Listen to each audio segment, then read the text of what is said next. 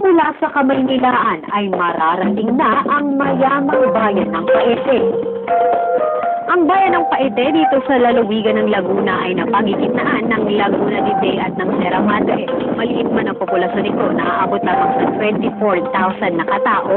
Mayaman naman ito sa kultura at kasaysayan na sadya namang maipagmamalaki. Ayon sa kwento, dating San Lorenzo ang pangalan ng bayang ito. Nagsimula lamang itong tawaging Paete nang mapadpad ang isang praile sa kanilang lugar at itinanong niya sa isang bag-ukit ang pangalan nito.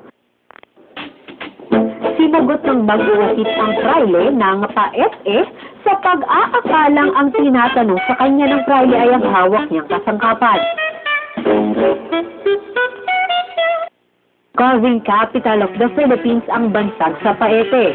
Isang patunay sa galing nila sa pag-ukit, ang kanilang simbahan, ang St. James the Apostolic Church. Sa labas pa lamang ng simbahan ay makikita na ang detalye sa mga bato na ukit rin ng mga Paeteño. Katunayan, tinawag pa itong pambansang dambana ng dating Pangulong Ferdinand Marcos dahil sa magandang disenyo at instruktura nito. Nag-start po yung construction po ng church noong 1646 at natapos siya noong 1717. As a structure pa lang po. Yung pong tagal nung panahon ay dahil po every layer po ng adobe o yung pong bato, stone blocks, ay hinako. Tapos ang isang layer po nun ay every 1 year, isang layer lang po yung nagagawa kaya tumagal. Makikita rin sa loob ng simbahan ang 4 na kamanghamanghang painting. Kabilang dito ang Langit, Lupa at Impyerno ni Joseph Loriano Dance na nagpapakita ng kabuuang puro ng simbahang Katolika.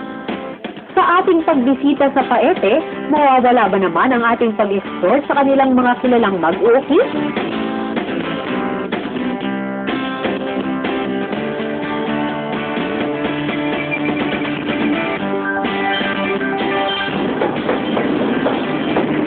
Dito na nga tayo sa Paete, na carving capital ng Pilipinas. Magpapaturo na tayo ngayon kay Mr. Luis Akak kung paano nga ang ginagawang pag-ukit.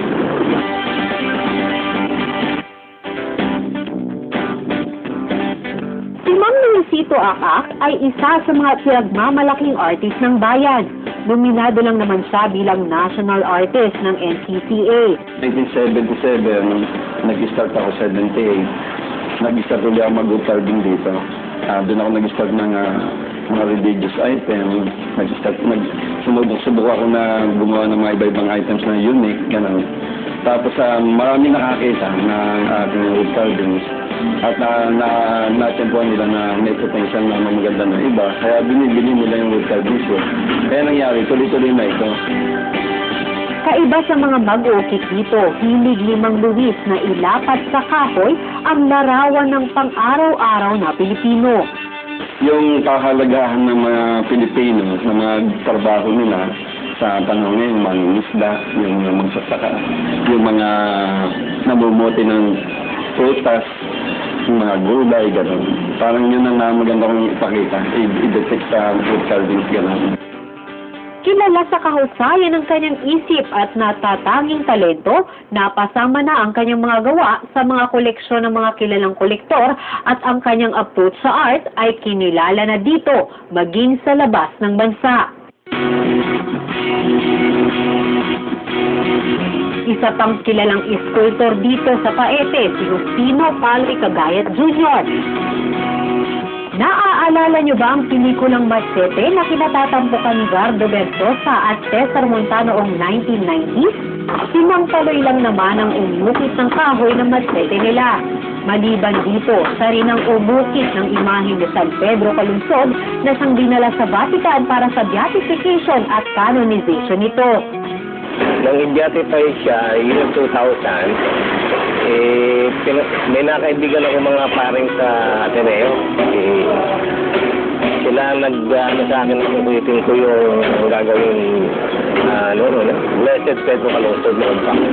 Tapos nag-order si Ambassador de Villa para dalhin sa Rome.